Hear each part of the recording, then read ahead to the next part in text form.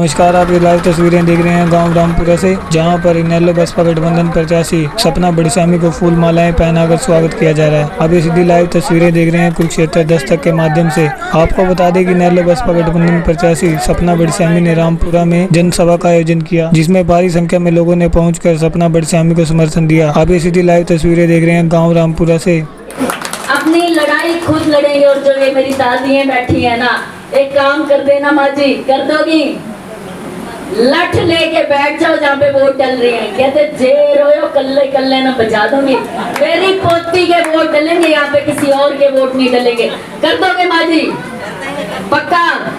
नहीं, मजबूती से बोलो, ऐसे नहीं पोती मानती। जितनी दादी है, जितने दादी है ना, अगर दादी फैसला ले लेना, मैं कह रही हूँ मेरे को आशीर्वाद दिलवा के मानेगी। कल्ली कल्ली लठ ले लियो जी, कल्ले कल्ले ना बाहर बजा दियो ने। आपको बताना चाहूंगी, जितनी महिलाएं हैं उन सब की आवाज उठाने का काम करेंगे जी।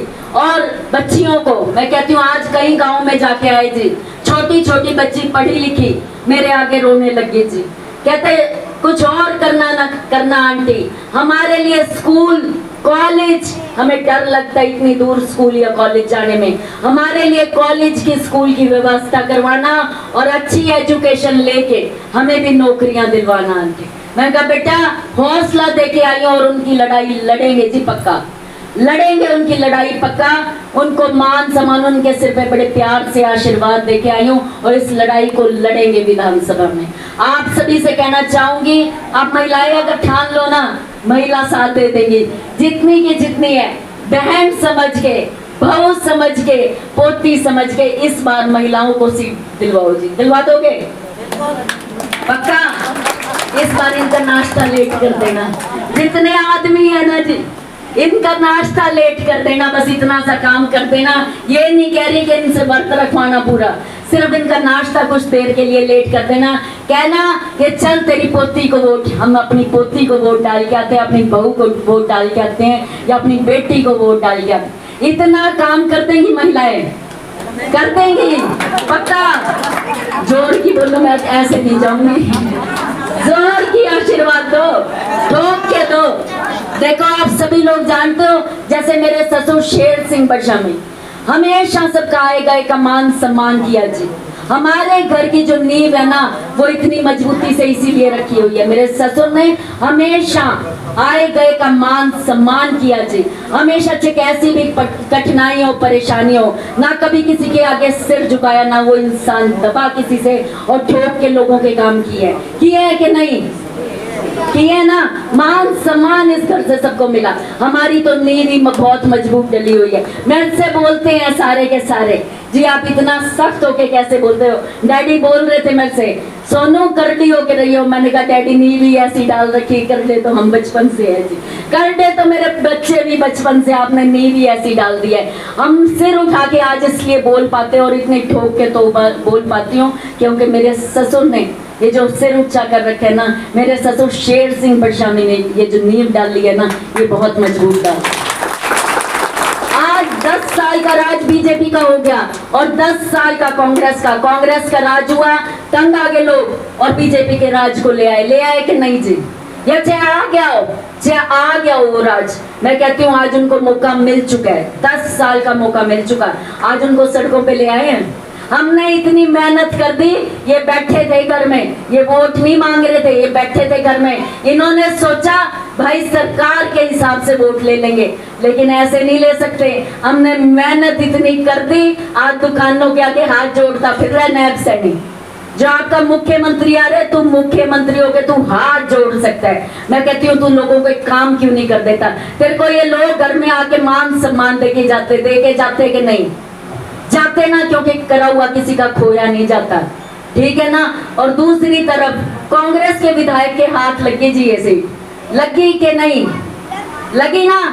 तो आप एक बात बताओ, उस आदमी ने क्या काम करा? वो कुर्सी पे बैठा रहा और जेब प्यारी, मैं कहती हूँ कुर्सी प्यारी, ठीक है। उसका नारा ये था, काम करवाना तो दूर की बात, फोन करने तो दूर की बात। उस इंसान ने घर आएगा उस चौखट से कभी मान सम्मान भी नहीं हुआ। मैं ठीक कह रही हूँ कि गलत कह रही हूँ? ठीक कह रही हूँ कि गलत कह रही हूँ? तो आपसे कहना चाहूंगी, ना कभी किसी उस चौखट से किसी का मान सम्मान हुआ, ना लोगों के काम हुए, और ऊपर से क्या बहाना करते हैं कि भाई मैं तो सरकार में नहीं हूँ। अरे तू सरकार में नहीं है, कुर्सी छोड़ देता, ऐसा क्या इस कुर्सी के सिर होके मरेगा, इस पे बैठन देता किसी अच्छे आदमी ने। अगर हल्के के विकास से उस आदमी को मतलब होता ना, वो पता है क्या करता, वो कुर्सी पे कहता कि ऐसे आदमी को बिठा दो जिसकी चलती हो। अरे इतना बड़ा जिगरा नहीं रखता हो, इतना बड़ा जिगरा नहीं रखता। मैं कहती हूँ कुर्सी प्यारी, जेब प्यारी थी, हल्के के विकास से कोई मतलब नहीं था। अगर तू कुछ और नहीं कर सकता था ना, तू कुछ और ना कर सके तो सिर्फ इतना काम कर देता कि किसान आंदोलन में जब हमारे किसानों को, बड़े बुजुर्गों को, बच्चों से पिटवाया, पिटवाया कि नहीं पिटवाया, पिटवाया ना। किसान हमारा अन्नदाता था, और अन्न एक ऐसा देवता है जो साक्षात दिखता है जी, अन्न एक ऐसा देवता है जो साक्षात दिखता है। उसका अपमान करवा दिया कि नहीं भाई, करवाया कि नहीं। सरपंचों पे लाठी चार्ज, सरपंचों पे लाठी चार्ज कराए। एक बात बता दो, सरपंच पता क्या होता था, गांव का मुखिया होता था, एक हिसाब मुख्यमंत्री होता था गांव का। मैं कहती हूँ उसका भी अपमान कराया गया, लाठियों से हर जगह लाठियां बरसी, कन्याओं पे, लड़कियों पे, महिला खिलाड़ियों पे, कन्याओं पे, लड़कियों पे और महिला खिलाड़ियों पे लाठियां बरसाई, घसीटा गया। ये काम हुआ सरकार में, हुआ कि नहीं? आप सबने देखा हुआ कि नहीं ये काम? कोई मैं बड़ी बनाई बात तो नहीं कह रही ना है, सब कुछ आपके सामने हुआ है, आप लोगों ने देखा है, आप सबके सामने मैंने सिर्फ रखा है ये काम। आप लोगों को सबको मेरे से ज्यादा पता है, और मैं ये कहती हूँ कि ये चीज, इस लड़ाई को ना आराम से एक मजबूत आदमी को बिठाओ, जब तक गांव का भला नहीं हो सकता, जब तक इन शहरों की पार्टियों को अगर हम हरा नहीं देते, जब तक गांव का भला नहीं हो सकता। शहरों से प्रचार फैलता है कि भाई बीजेपी की सरकार आ गई और कांग्रेस की सरकार आ गई। मैं कहती हूँ ये लोग इलेक्शन करते हो, और हमारे गांव के भोले से लोग इनके बहकावे में आके लहर बीजेपी की या कांग्रेस की करके वोट दे देते हैं। अगर हमने कोई मजबूत आदमी अपना बना दिया ना, ये आराम से ठोक के करवाएगा जी काम, और आप लोगों का मान सम्मान से सिर ऊंचा करने का काम करेगा। अगर एक मजबूत आदमी बना दिया आप लोगों ने, कर दोगे मदद? ऐसे नहीं जाऊंगी, पूरा आशीर्वाद लेके जाऊंगी। रामपुरे से तो मैं बार बार यही कहती हूँ, मुझे अच्छी तरह आशीर्वाद दिलाओ। हाँ, आपका फर्ज बनता है। आप सभी लोगों ने प्यार मान सम्मान दिया, इस लड़ाई को लड़ रहे हैं और मजबूती से लड़ रहे हैं। आज सारे के सारे सड़कों पे आ लिए, हाथ पैर जोड़ने पे आ लिए, काम कुछ कराते नहीं है, सिर्फ कुर्सी पे बैठे रहते हैं। मेरे ससुर ने कभी भी इतनी हल्की बात नहीं करी। ये जो विधायक कांग्रेस का बोलता है ना कि भाई मैं काम कैसे कराता, सरकार बीजेपी की थी। अरे भाई 5 साल मिल चुके उनको, 10 साल बीजेपी को मिल चुके और 5 साल कांग्रेस के विधायक को मिल चुके। मेरा हक बनता है आपकी बार, मेरा हक बनता है आपकी बार इस सीट पे। मैं कहती हूँ मैं हाथ जोड़ूं, मेरा हक बनता है, मैं आशीर्वाद लूं, मेरा हक बनता है आप सबसे, क्योंकि मेरे ससुर ने हमेशा ठोक के काम किए, कोई बहाने नहीं किए। बनता है कि नहीं मेरा हक? बनता है। इस बार जितनी भी बड़ी बुजुर्ग है, अपनी पोती समझ के, अपनी बहन समझ के, अपनी बेटी समझ के इस बार साथ दे दो। महिलाओं की आवाज उठाने का काम करूंगी। आप सभी लोगों ने प्यार मान सम्मान दिया, आप सभी लोगों का बहुत बहुत धन्यवाद। चश्मे का निशान 5 तारीख, 5वें नंबर पे चश्मे का निशान है। कौन सा निशान है? कौन सी तारीख है? कौन से नंबर पे है? आप सभी लोगों ने प्यार मान सम्मान दिया, आप सभी लोगों का बहुत बहुत धन्यवाद। धन्यवाद जी। अब मैं आपके बीच में आमंत्रित करता हूँ आदरणीय चौधरी शेर सिंह बड़सामी जी आए और अपनी बात रखें।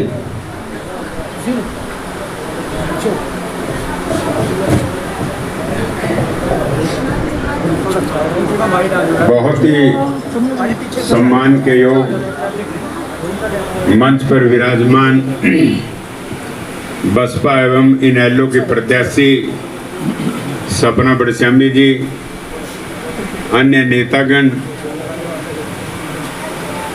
बहुजन समाज पार्टी की प्रदेश महासचिव श्रीमती शकुंतला भट्टी जी, इनेलो पार्टी के हल्का अध्यक्ष श्री राजेंद्र कश्यप जी, रामपुर गांव के बुजुर्गों, नौजवान दोस्तों, माता और बहनों, दोस्तों, जैसा कि आपको विदित है, हरियाणा प्रदेश के अंदर चुनाव का बिगुल बज चुका है।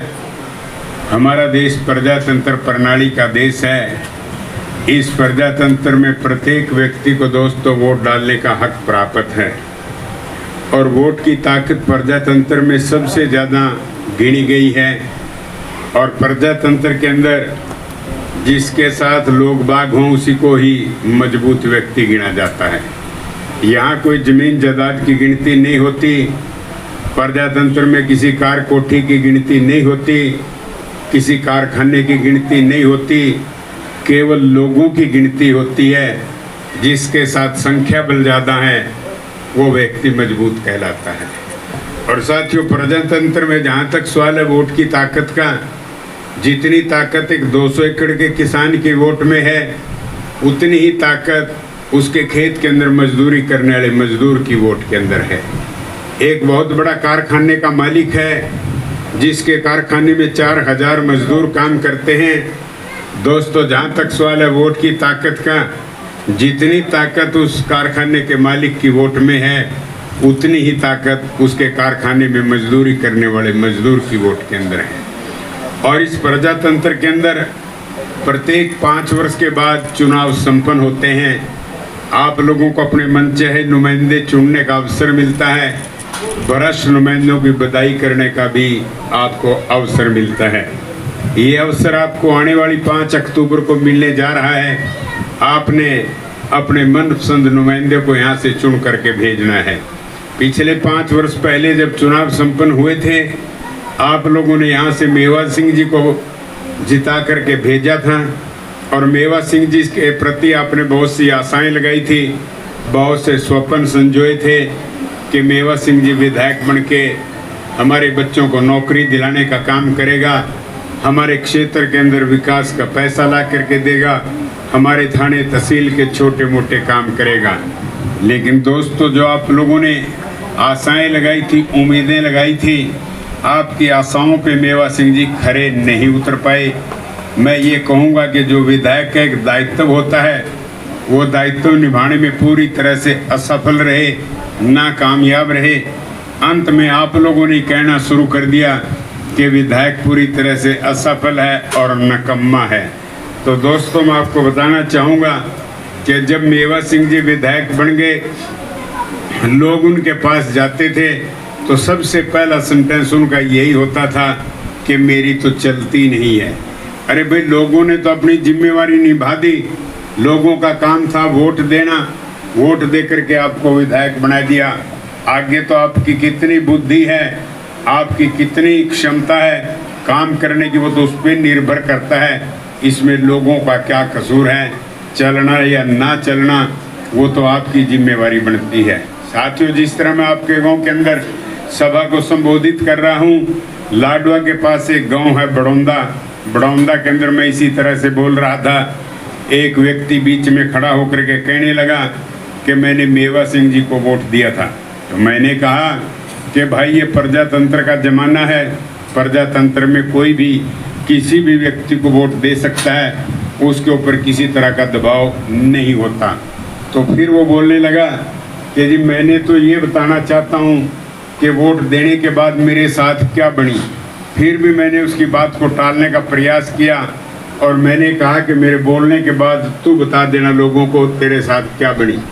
लेकिन बीच से कई लोग उठ के कहने लगे कि बड़श्यामी जिसकी बात सुनी लो, ये क्या कहना चाहता है।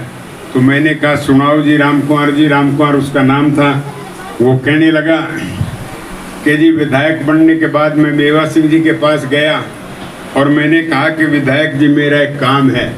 तो विधायक बोला कि बता भाई, तेरा क्या काम है। कि जी, मैंने एक बदली करवानी है। कि बदली किसकी है भाई।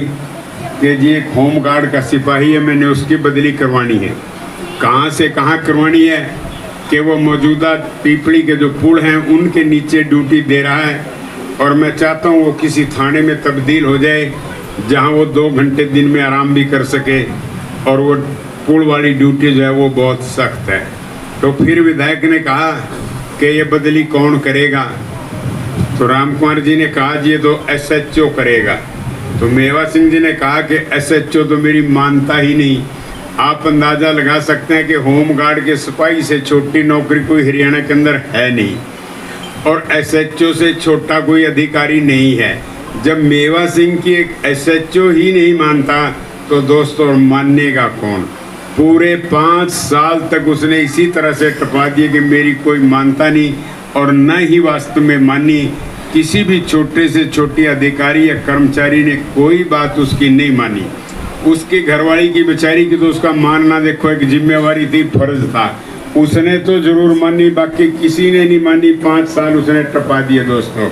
और एक बार लाडवा मंडी के अंदर 500-700 किसानों ने इकट्ठे होकर के प्रदर्शन निकालने की तैयारी करी कि इलाका के अंदर बिजली कम आती है, बिजली में कट लगता है। उन्होंने विधायक से भी कहा कि आप हमारी अगुवाई करके SDM के यहाँ ज्ञापन देने का काम करेंगे। विधायक जी को बुला लिया। मेवा सिंह जी की अगुवाई में 500-700 किसान SDM के कार्यालय में पहुँचते हैं और जाकर के SDM पे पता पहुँचाते हैं कि नीचे मेवा सिंह जी विधायक खड़ा है और 500-700 उसके साथ किसान हैं, आप उनका ज्ञापन ले लो।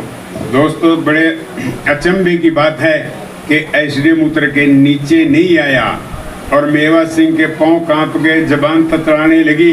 अंत में वो अपना ज्ञापन एक चौकीदार को देकर के वहां से चलता बना। लोग खड़े के खड़े देखते रह गए कि ये किस किस्म का विधायक है जिसमें इतनी भी हिम्मत नहीं है कि ये ऊपर जाके SDM से अपना काम करवा सके, अपना ज्ञापन दे सके। उसको ये ज्ञान नहीं है कि भारतीय संविधान के अनुसार एक विधायक को कितनी ताकतें प्राप्त हैं, कितनी ताकत दी हुई है। उस बेचारे को कोई ज्ञान नहीं है, वहाँ से लड़खड़ाता हुआ चला गया। तो मैं ये कहूँगा कि इस तरह के कार्य करने से एक विधायक ने इलाके का सम्मान करने का काम किया है या अपमान करने का काम किया है। दोस्तों यदि इस तरह के विधायक आप बनाते रहे तो निरंतर आपको अपमान ही झेलना पड़ेगा। तो यहाँ तक के हालात हमारे एक विधायक के हैं कि चंडीगढ़ के अंदर जाते हैं, 4 दिन का सेशन होता है, चाय पकौड़े खाते हैं, सफ़ेद कपड़े पहन के चले जाते हैं और वापस जेब में टी डाल करके आ जाते हैं। यदि कोई उनसे पूछे कि चंडीगढ़ के अंदर सेशन था, क्या काम किया आप लोगों ने, कौन सा कानून बदलने का काम किया, कौन सा नया कानून लेकर के आए, कौन से पुराने कानून में तब्दीली की, वो कुछ भी बता नहीं सकते। ऐसी कोई योगदान के अंदर नहीं है। यहाँ तक कि आपके गांव के बैंक होते हैं, मिनी बैंक होते हैं, उनकी भी जब मीटिंग होती है जो एजेंडा निकाला जाता है, उस एजेंडे के अंदर भी पूरी तरह से ब्यौरा दिया जाता है कि किस विषय के ऊपर बातचीत होगी, किस में बदलाव करना पड़ेगा या किसको समाप्त करना पड़ेगा। लेकिन इन विधायकों को इस तरह का भी कोई ज्ञान नहीं है दोस्तों। यहाँ तक कि इससे पहले भी आप लोगों ने विधायक चुना था पवन सैनी जी। पवन सैनी जी एक बार हरियाणा प्रदेश की विधानसभा के अंदर प्रवेश करने जा रहे थे तो सिक्योरिटी के लोगों ने उनको रोक लिया और कहने लगे कि आप विधानसभा में प्रवेश नहीं कर सकते। पवन सैनी जी ने कहा कि मैं विधायक हूँ, मैं प्रवेश करूँगा, मेरे पास आइडेंटिटी कार्ड है। तो सिक्योरिटी के लोग कहने लगे कि कहीं से नकली बनवा लियो, हम तेरे को अंदर नहीं जाने देंगे। ये मैं नहीं बोल रहा हूँ, ये टेलीविज़न बोल रहा है। लगातार 2 दिन टेलीविज़न के ऊपर फोटो दिखाई गई कि किस तरह से पुलिस के कर्मचारी एक विधायक को खींच करके बाहर निकाल रहे हैं। दोस्तों यदि इसी तरह के विधायक आप बना करके हरियाणा प्रदेश की विधानसभा में भेजते रहे तो पूरे हरियाणा प्रदेश के अंदर आप लोगों का अपमान होगा या सम्मान होगा। दोस्तों पूरे हरियाणा प्रदेश के अंदर इस बात की चर्चा हुई थी कि लाडवा के लोग कितने भोले हैं, वो राजनीति का ज्ञान नहीं रखते कि इस तरह के नमूनों को बना करके भेजते हैं जो हरियाणा प्रदेश की विधानसभा के अंदर प्रवेश भी नहीं कर सकते। अंदर जाके तो वो आपके लिए क्या करेंगे, आप उन लोगों से दोस्तों क्या उम्मीद कर सकते हैं। मेरे को हरियाणा प्रदेश की विधानसभा में गए हुए 10 साल से भी ज़्यादा का समय हो चुका है, लेकिन आज भी आप लोगों के बीच में दावे से कहता हूं कि यदि मैं आज भी हरियाणा प्रदेश की विधानसभा में प्रवेश करने के लिए जाऊं, वहां पे जो भी अधिकारी बैठा होगा, चाहे कोई IPS अधिकारी हो चाहे IAS अधिकारी हो, वो उठ करके मेरे को सलाम करेगा, सर कह करके मेरे को अंदर तक छोड़ करके आएगा। दोस्तों इस अंतर को समझना है, इस अंतर को समझना है कि कौन व्यक्ति काम कराने के लिए सक्षम है और कौन व्यक्ति नहीं है। यदि निरंतर आप इस तरह के विधायकों को भेजते रहे तो आप पूरी तरह से अपमानित होते जाएंगे।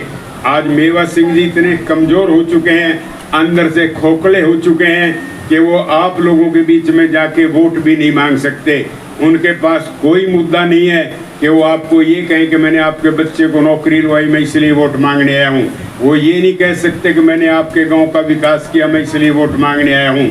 वो ये नहीं कह सकते कि मैंने आपके थाने तहसील के काम करवाए, मैं इसलिए वोट मांगने आया हूँ।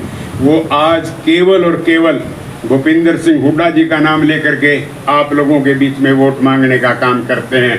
आके कहेंगे कि भूपिंदर सिंह हुड्डा जी मुख्यमंत्री आएंगे, फिर मैं आप लोगों के काम करूंगा, आपके बच्चों को नौकरी लगवाऊंगा। तो दोस्तों, आपके माध्यम से मैं मेवा सिंह जी को पूछना चाहता हूं कि तेरे को किसने बता दिया कि भूपिंदर सिंह हुड्डा मुख्यमंत्री आएगा? किस पंडित जी के पत्र में लिखा है कि भूपिंदर सिंह हुड्डा मुख्यमंत्री आएगा? यदि भूपिंदर सिंह हुड्डा मुख्यमंत्री आ गया और तू नहीं आया, फिर हम कहाँ जाएंगे? किसकी माँ को माँ कहेंगे? और यदि तू आ गया, हुड्डा नहीं आया, तो फिर हम कहाँ जाएंगे? ये बकाने की बातें हैं कि ना नौमन तेल हुआ और ना राधा नाचे, ना नौमन तेल हुआ ना राधा नाचे। ये सिर्फ बकाने का काम इन लोगों ने दोस्तों छेड़ा हुआ है। और जहाँ तक सवाल है भूपिंदर सिंह हुड्डा जी का, हुड्डा जी कोई अमेरिका से चल के नहीं आएंगे। हुड्डा जी 10 वर्ष तक हरियाणा प्रदेश के मुख्यमंत्री रह चुके हैं और 10 वर्ष की उनकी जो कार्यशैली रही है, मैं उसके बारे में भी आपको अवगत कराना चाहूँगा। इस सभा के अंदर 36 बरादरी के लोग बैठे हैं। दोस्तों, हमारे जो 4 जिले हैं, करनाल, कुरुक्षेत्र, अम्बाला और यमुनानगर, इन चारों जिलों का किसी भी जाति का कोई भी व्यक्ति भूपिंदर हुड्डा जी ने करनाल से लेकर के पीपली से ताजेवाड़ा, नारायणगढ़, पंचकूला तक चले जाओ कि एक भी व्यक्ति को उसने कोई अधिकारी बनाया हो, कोई उसने एसडीएम लगाया हो, डीएसपी लगाया हो, किसी का बेटा तहसीलदार बनाया हो, नायब तहसीलदार बनाया हो।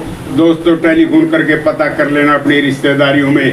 यदि किसी का बेटा नौकरी लगाया तो मेरे को बता देना, मैं 4 दिन के बाद भी माफ़ी मांगने का काम करूंगा कि मैं रामपुरा गांव के अंदर झूठ बोल करके आया था।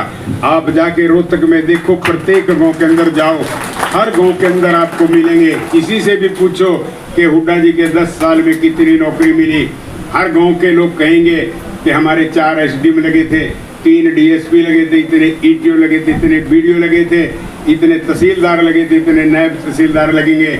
मैं ये कहूँगा कि 20 से 25 तक अधिकारी प्रत्येक गांव के हुड्डा जी ने कलोई हल्के के दोस्तों लगाने का काम किया। हमारे साथ निरंतर सुतेला व्यवहार भूपिंदर सिंह हुड्डा जी ने दोस्तों किया।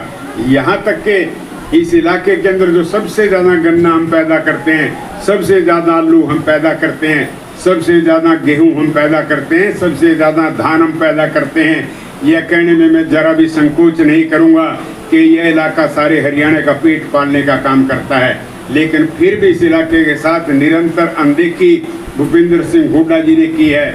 न नौकरी देने का काम किया है और न ही विकास का काम किया है। आप रोहतक के अंदर जा करके देखो, आज भी आपको रोहतक के खेतों के अंदर झाड़ और झुंड नजर आएंगे।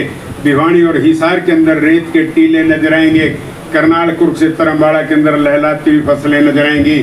शहर बाजारों के अंदर रौनक नजर आएगी। लोगों के चेहरे पे खुशहाली नजर आएगी।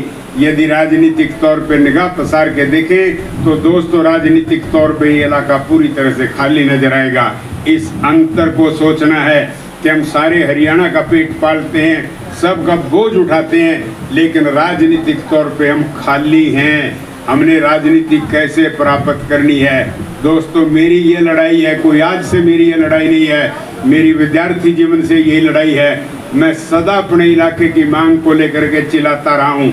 आज भी इससे पहले चुनाव के अंदर पूरे क्षेत्र के अंदर जा जा करके लोगों को समझाने का काम करता था कि आपके साथ अन्याय हो रहा है, बेइंसाफी हो रही है, हमने इसके लिए लड़ाई लड़नी है।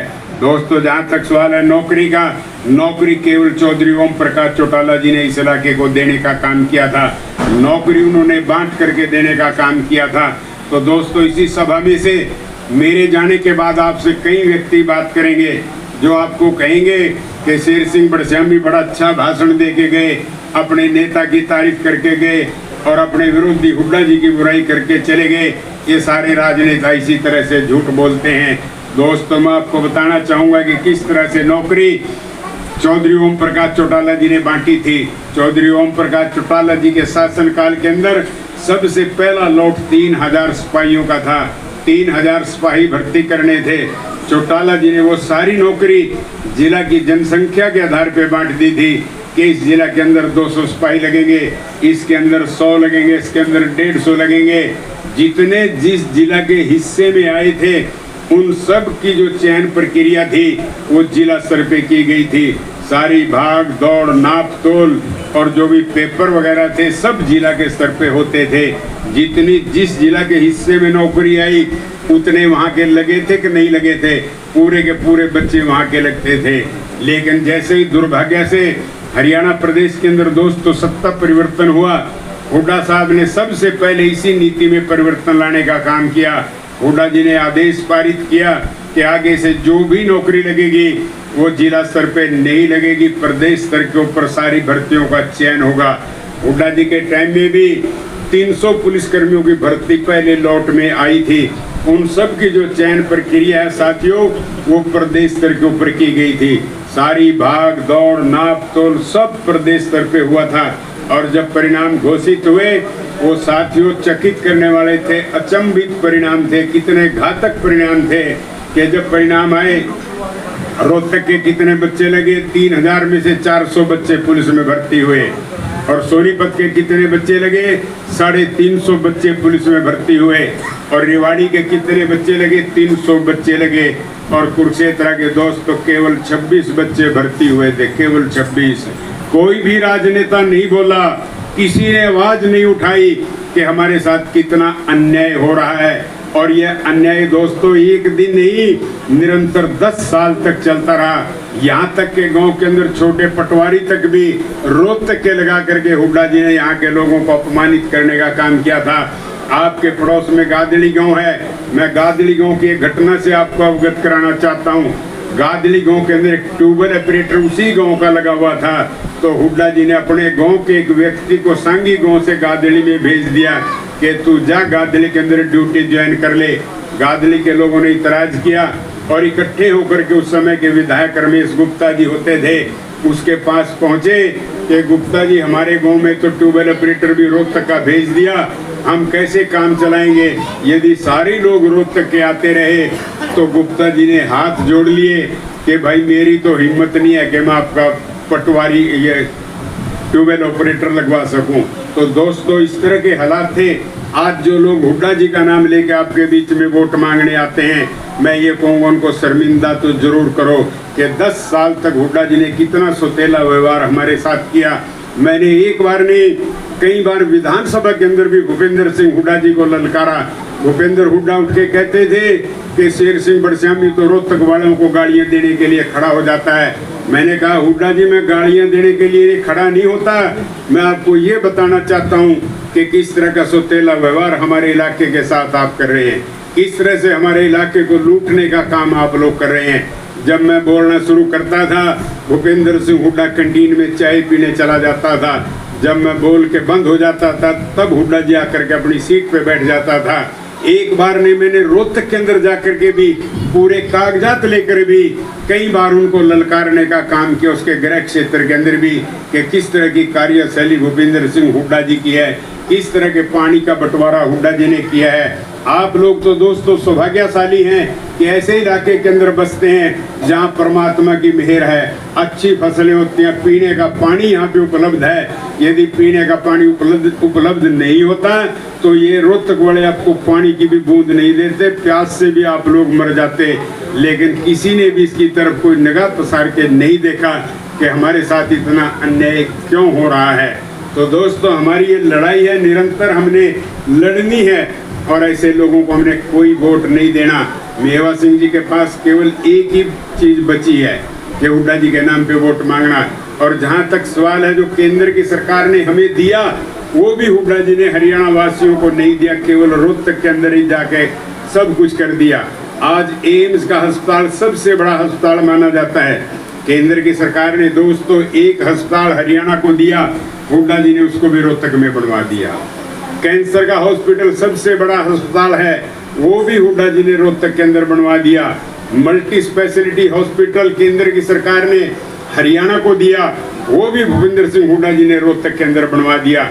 डिफेंस की यूनिवर्सिटी आज लेटेस्ट टेक्नोलॉजी की यूनिवर्सिटी है, जिसके साथ हमारे बच्चों का भविष्य जुड़ा हुआ है। एकमात्र यूनिवर्सिटी है, वो भी हुड्डा जी ने रोहतक के अंदर बनवा दी।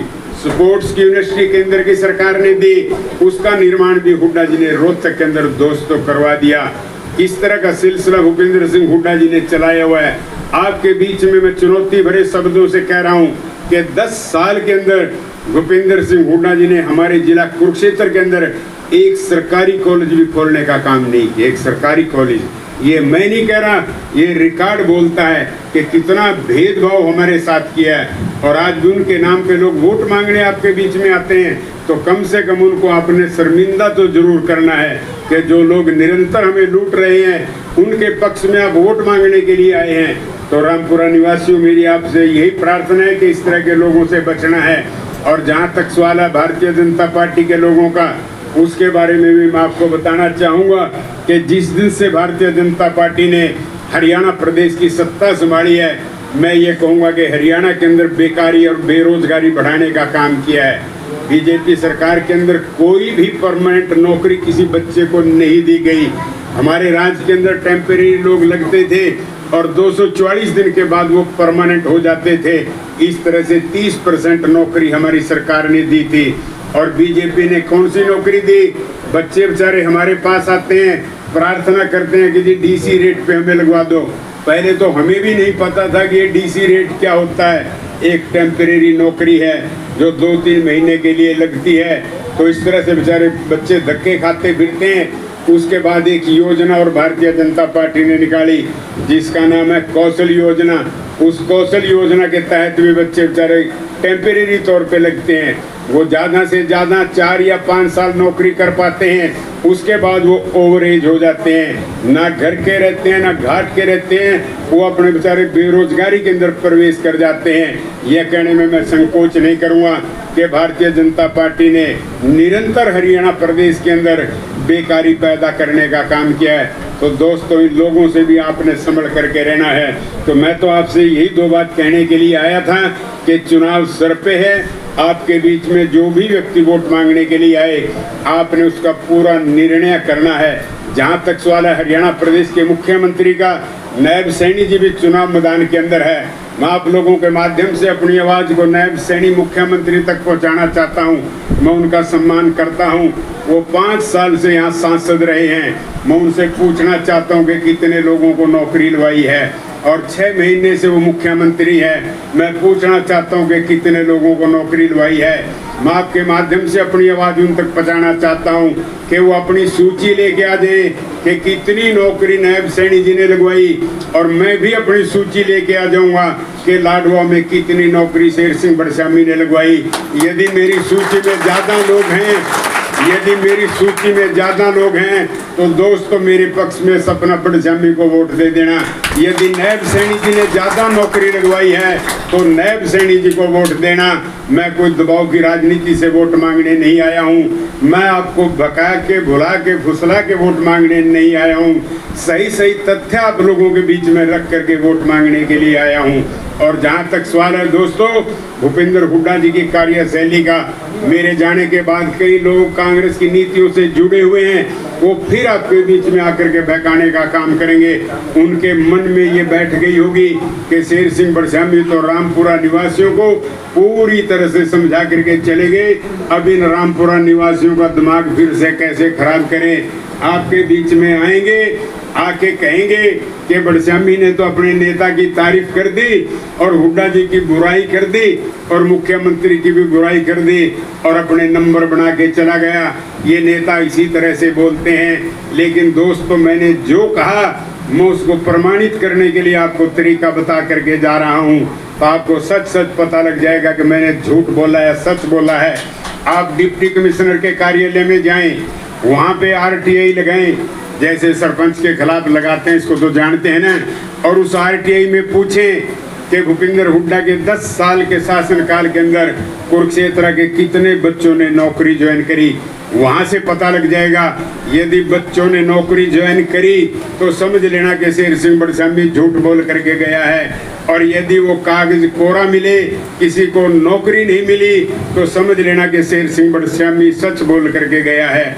और इससे भी ज़्यादा बड़ी बात आपको बताना चाहता हूँ कि आप चंडीगढ़ चीफ सेक्रेटरी के कार्यालय में जाएं, चीफ सेक्रेटरी के कार्यालय में जाकर के RTI लगवाएं और उस RTI में पूछें कि भूपेंद्र हुड्डा जी के 10 साल के शासनकाल के अंदर हरियाणा प्रदेश के प्रत्येक जिला के अंदर कितना कितना विकास का पैसा दिया गया है, वो सारा ब्यौरा आपको वहाँ से मिल जाएगा। कुरुक्षेत्र से 1000 गुना ज़्यादा पैसा रोहतक के अंदर भूपेंद्र सिंह हुड्डा जी ने दिया। और दोस्तों, यदि 1000 गुना से कम पैसा दिया हो तो मैं माफ़ी मांगने के लिए तैयार हूँ। आपके बीच में चुनौती दे करके जा रहा हूँ। तो दोस्तों, आने वाले समय में आप लोगों ने हर पहलू पे लड़ाई लड़नी है, आंकड़ों के आधार पे लड़ाई लड़नी है। यदि आप इसी तरह से लड़ाई लड़ते रहे तो निश्चित रूप से हम चुनाव जीतेंगे। जब आपके वोट से सपना बड़श्यामी यहाँ से चुनाव जीत जाए और हमारी सत्ता के अंदर हिस्सेदारी है, हो रामपुरा निवासियों, आपके कह के जा रहा हूँ कि अपनी मोटरसाइकिल पे, स्कूटर पे, कार पे पीछे लिख लेना बड़श्यामी। सारे हरियाणा में घूमते फिरना आपको कोई भी पुलिस का सिपाही नहीं रोक पाएगा, कोई भी नहीं रोक पाएगा। और दोस्तों, एक गलती मत कर देना कि भूल से कभी मेवा सिंह या पवन सैनी लिख लो, आपको कोई नीलो घड़ी से आगे भी नहीं जाने देगा, चाहे कल लिख के देख लो। तो साथियों, आप लोगों ने मेरी बात को बड़े ध्यान से सुना, हमारा हौसला बढ़ाया और मैं आशा रखता हूं कि आप सपना बड़श्यामी जी को भारी बहुमत से जिता करके भेजेंगे, जिससे मेरे को ताकत मिलेगी और मैं आपकी लड़ाई फिर मजबूती से लड़ूंगा। आप लोगों ने मेरी बात को बड़े ध्यान से सुना। मैं सभी पुरुषों का, माताओं का, बहनों का, बच्चों का धन्यवाद करता हूं और इसी तरह से निरंतर आपके साथ बने रहेंगे। चुनाव तक फिर आपके बीच में आएंगे और वोट मांगने का काम करेंगे। और हमारी पार्टी ने दोस्तों कुछ एक घोषणाएं भी की हैं, जिनसे मैं आपको अवगत कराना चाहता हूं। जिस तरह से चौधरी देवीलाल जी ने, भैया 2 मिनट रुक जाए वीर, 2 मिनट रुक जाए। जिस तरह से चौधरी देवीलाल जी ने 1970 के अंदर घोषणा की थी कि हम हरियाणा में 100 रुपए बुढ़ापा पेंशन देने का काम करेंगे, अब हमारी पार्टी ने घोषणा की है कि सत्ता प्राप्ति पे हम बुढ़ापा पेंशन 7500 रुपए देने का काम करेंगे। और हमने उसकी आयु सीमा भी घटा दी है, अब वो आयु सीमा 60 वर्ष की है। 60 वर्ष का महिला और पुरुष पेंशन प्राप्त करने का पात्र है, लेकिन हमने उसको 58 वर्ष कर दिया, 2 वर्ष उसके घटा दिए। और जिस महिला की, पुरुष की बुढ़ापा पेंशन किन्हीं कारणों से कट चुकी है, वो भी हम वापस दिलाने का काम करेंगे, किसी का भी एक पैसा नहीं रहने देंगे। और राजनीतिक दल आपके बीच में आते हैं और कहते हैं कि यदि हमारी पार्टी सत्ता में आई तो हम गैस सिलेंडर की कीमत 300 रुपए घटाने का काम करेंगे। दूसरा राजनीतिक दल आएगा, वो कहता है कि हम 400 रुपए गैस सिलेंडर की कीमत घटाने का काम करेंगे। लेकिन रामपुरा निवासियों, हमने निर्णय लिया है कि सत्ता में आने पे हम गैस सिलेंडर पूरी तरह से फ्री देने का काम करेंगे, कोई भी पैसा चार्ज नहीं करेंगे। यहाँ तक कि प्रत्येक गृहिणी को 1200 रुपए महीना हम रसोई का खर्चा भी देने का काम करेंगे, जो दिल्ली की सरकार दे रही है। और साथियों, जहाँ तक सवाल है बेरोजगारी का भत्ता हम 21,000 रुपए तक देने का काम करेंगे। आज हरियाणा प्रदेश के अंदर प्लाट देने की योजना का प्रचलन है, सबको 100-100 गज के प्लाट दिए जाते हैं, लेकिन हमने निर्णय लिया है कि हम खाली प्लाट नहीं देंगे, 100 गज का प्लाट और उसके ऊपर मकान बनवा करके देने का काम करेंगे दोस्तों। और एक निर्णय हमारी पार्टी ने और लिया है, जो आज तक किसी ने सोचा भी नहीं होगा, कि हम सत्ता में आने के बाद नए गांव बसाने का काम करेंगे। जैसे हमारा बबैन ब्लॉक है, बबैन ब्लॉक के अंदर 10 नए गांव बसाएंगे, जमीनें एक्वायर करके वहाँ के अंदर प्लाट काटे जाएंगे, मतलब 500 गज के भी, 1000 गज के भी, 250 गज के भी, जैसा कोई चाहेगा सस्ती कीमतों पे लेकर के अस्पताल की सुविधा भी देंगे, स्कूल की भी देंगे, खेलों की भी देंगे, ताकि गांव की भीड़ भाड़ से बच जाएं। आज गांव के अंदर भीड़ बढ़ती जा रही है, रहने के अंदर लोगों को तंगी आ रही है, लाल डोरा के अंदर जमीनें घर बनाने की समाप्त हो चुकी है।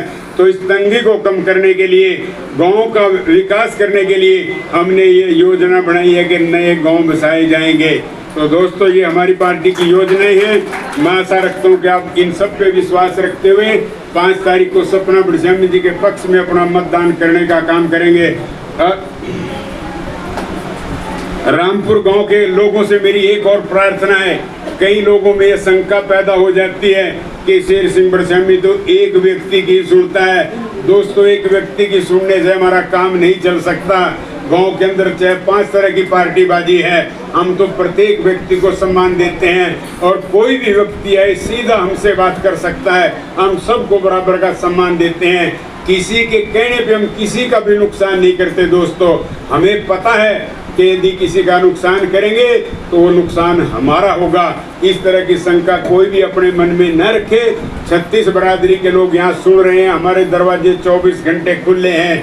कोई भी भाई आए, कई बार हम पहचानने में चूक जाते हैं, तो आपने आकर के सबसे पहले ये कहना है कि मैं रामपुरा गांव से आया हूं।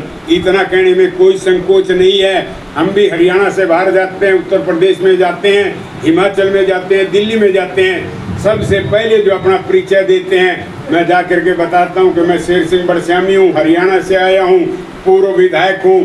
फिर वो उसकी जिम्मेवारी बन जाती है कि मेरे को कितना सम्मान देता है। तो आपने भी इसी तरह से कहना, ये नहीं कि आज तो मेरे को चाय पिला दी और 6 महीने के बाद आके खड़ा हो जाए कहे मेरे को पहचाने क्या। कैसे पहचानूंगा भाई 6 महीने के बाद? आई कि नहीं समझना? तो इतना बताना आपकी जिम्मेवारी बनती है। सबको बराबर का सम्मान मिलेगा। कोई भी अपने मन में ये ना रखे कि मेरे को बड़शामी के घर में सम्मान नहीं मिलेगा।